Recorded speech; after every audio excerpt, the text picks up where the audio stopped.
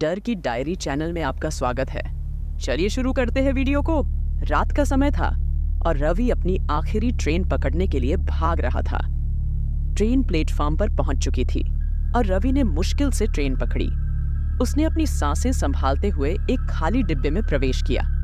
पूरे डिब्बे में सिर्फ वही अकेला था। रवि ने सोचा कि रात के समय में ट्रेन में कोई नहीं होगा, लेकिन यह थोड़ा असामान्य लग रहा था। उसने अपनी सीट पर बैठकर खिड़की से बाहर देखने की कोशिश की, लेकिन बाहर घना अंधेरा था। ट्रेन चलने लगी और कुछ समय बाद रवि ने एक अजीब सी आवाज सुनी।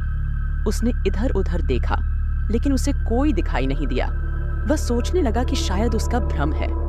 कुछ देर बाद रवि ने फिर से वह आवाज सुनी, लेकिन इस बार वह और भी स्पष्ट थी।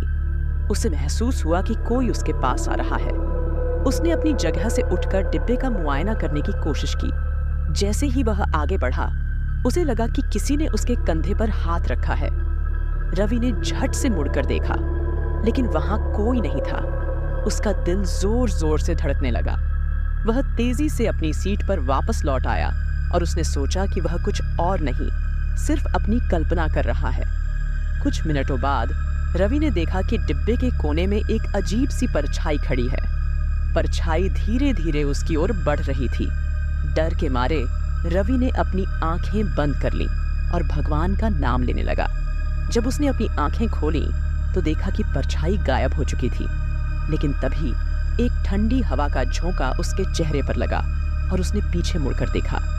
वहां एक सफेद साड़ी में लिपटी हुई औरत खड़ी थी, जिसके चेहरे पर गहरा नकाब था। रवि की सांसें थम गईं। वह समझ नहीं पा रहा था कि क्या करे।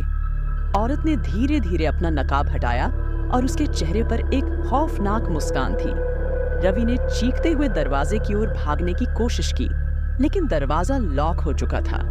औरत ने अपनी हाथों को उसकी ओर बढ़ाया और रवि को अपने गिरफ्त में ले लिया।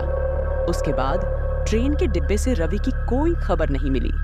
जब ट्रेन अगले स्टेशन पर पहुंची, तो डिब्बे में किसी ने रवि को नहीं देखा।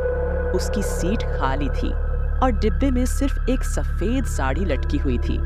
कहते हैं कि उस रात के बाद से उस ट्रेन के उसी डिब्बे में कई लोगों ने उस औरत की परछाई को देखा है। लोग अब उस डिब्बे में बैठने से कतराते हैं और वह डिब्बा हमेशा खाली रहता है।